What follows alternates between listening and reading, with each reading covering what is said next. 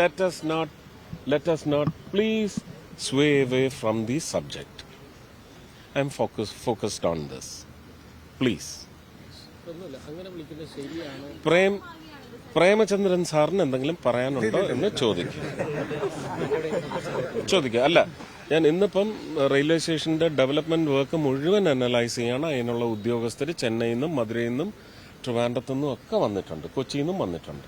അവരുമായിട്ട് ഇതിന്റെ development progress എന്താണ്, ലാക്സിറ്റീസ്, ഇത് മുഴുവൻ കണക്കെടുപ്പ് നടത്തി അതും റെയിൽവേ മിനിസ്റ്റർക്ക് സമ്മാനിച്ചുകൊണ്ട് 2026 ഡിസംബർ എന്ന് പറയുന്ന ടാർഗറ്റ് ടൈം നമ്മൾ റെസ്പെക്ട് ചെയ്യുമോ ഇല്ലയോ, ഇല്ലെങ്കിൽ അത് നിർബന്ധിതമാക്കുന്ന നീക്കത്തിലേക്ക് പോകാൻ വേണ്ടിയുള്ള വിലയിരുത്തലിന് കൂടിയാണ് ഇന്ന് വന്നിരിക്കുന്നത്.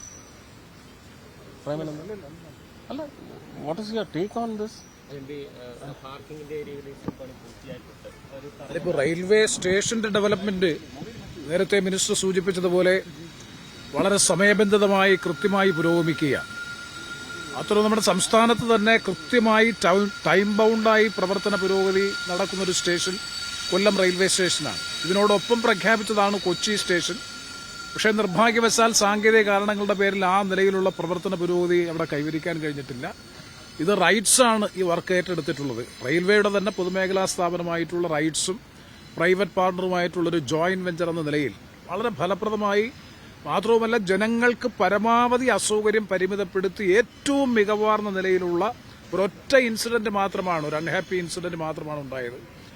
ആ നിലയിൽ വളരെ മാതൃകാപരമായി നടക്കുന്നൊരു കൺസ്ട്രക്ഷൻ എന്ന് വിശേഷിപ്പിക്കാൻ കഴിയുന്നതാണ് കൊല്ലം റെയിൽവേ സ്റ്റേഷന്റെ ഡെവലപ്മെന്റ്. അത് സമയബന്ധിതമായി തന്നെ പൂർത്തീകരിക്കാൻ കഴിയുമെന്നാണ് പൊതുവെയുള്ള വിലയിരുത്തൽ. പിന്നെ ഇവിടെ ബഹുമാനപ്പെട്ട മിനിസ്റ്റർ ഇവിടെ സൂചിപ്പിച്ചതുപോലെ ഇതിനെ സംബന്ധിച്ചിടത്തോളം ചൈനീസ് പാലസിനെ സംബന്ധിച്ച് ദീർഘകാലമായിട്ടുള്ള കൊല്ലത്തിന്റെ ആവശ്യമാണ്.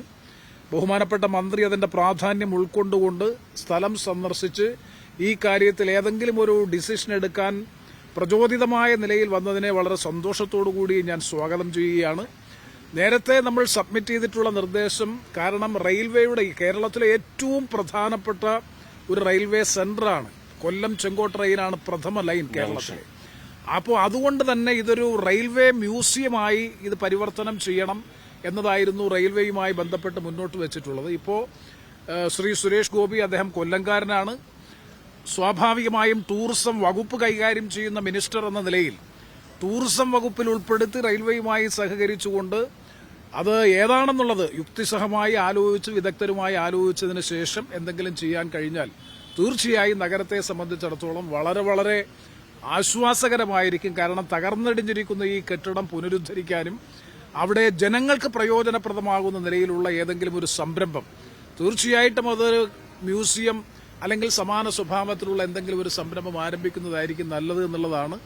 നേരത്തെ റെയിൽവേ പറഞ്ഞിട്ടുള്ളത് കോർപ്പറേഷനോ മറ്റേതെങ്കിലും ഏജൻസി ഏറ്റെടുക്കാൻ തയ്യാറുണ്ടെങ്കിൽ ഇത് പ്രോപ്പറായി മെയിൻറ്റെയിൻ ചെയ്ത് കൈമാറാമെന്നാണ് പറഞ്ഞിട്ടുള്ളത്. എന്റെ അഭിപ്രായത്തിൽ റെയിൽവേ തന്നെ ഇത് അല്ലെങ്കിൽ ടൂറിസം ഡിപ്പാർട്ട്മെന്റ് ഗവൺമെന്റിന്റെ മേൽനോട്ടത്തിൽ നിർവഹിക്കുന്നതായിരിക്കും നല്ലത്. സ്വകാര്യ ഏജൻസികൾക്ക് കൈമാറുന്നതിനപ്പുറത്ത് ഗവൺമെന്റിന്റെ തന്നെ മേൽനോട്ടത്തിലും നിയന്ത്രണത്തിലും ഉടമസ്ഥതയിലും അത്തരത്തിലൊരു റെയിൽവേ മ്യൂസിയം അല്ലെങ്കിൽ സമാന സ്വഭാവത്തിലുള്ള ഏതെങ്കിലും ഒരു ടൂറിസം പ്രോഗ്രാമായി കൺവേർട്ട് ചെയ്യുമെങ്കിൽ അതായിരിക്കും ഏറ്റവും നല്ലത് എന്നാണ് പറയുന്നത്.